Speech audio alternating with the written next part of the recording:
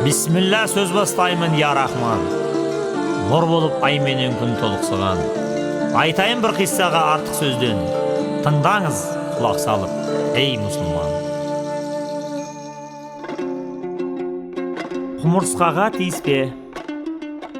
Қазақ халқы құмырсқаға құрметпен қарайтын болғандықтан оны жөнсіз өлтіруге болмайды деп санайды. Себебі құмырсқа діни аңыздарда Нұх пайғамбардың кемесіне азық тасуға жәрдемдескен екен. Нұх пайғамбар кеме жасап болған соң Тәңірі тағаладан: "Уа Тәңірім, мынадай алып кемеге мұншалықты көп азықты қалай жинайын?" деп сұрайды. Сонда Тәңірі: "Құлым, қам жеме, мен шебер құдаймын, кемең ертең азыққа толады" дейді.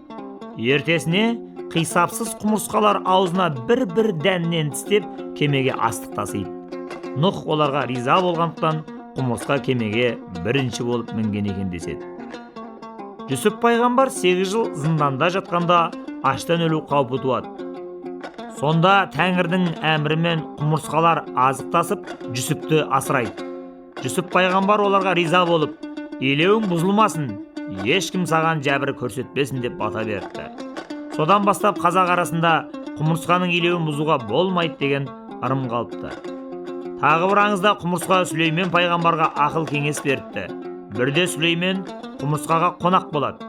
Үйіне қайтқалы жатқанда Мәзере құмырсқа: "Сүлеймен, бір қолқам бар" дейді. "Құлағым сенде" дейді пайғамбар. "Біз енді кішкентай жәндік болғандықтан адамның аяғының астында қалып өліп қалып жатамыз. Бұдан былай әскерін қызыл жалау ұстап жүрсін, қызыл түсті көргенде тапталмас үшін біз жол беріп қашайық" депті. "Дегенің болсын" деп құмырсқамен қоштасады пайғамбар. Содан бері Сүлейменнің әскері қызыл жалау ұстап жүретін болыпты.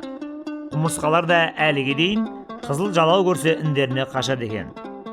Сондықтан да бағбандар бау бақшада құмырсқа қаптап кетсе қызыл шүберек байлап қояды.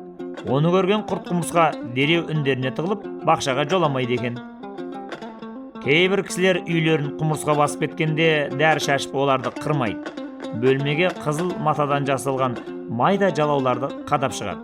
Туларды көрген жәндіктер аз уақытта көзден ғайып болады екен.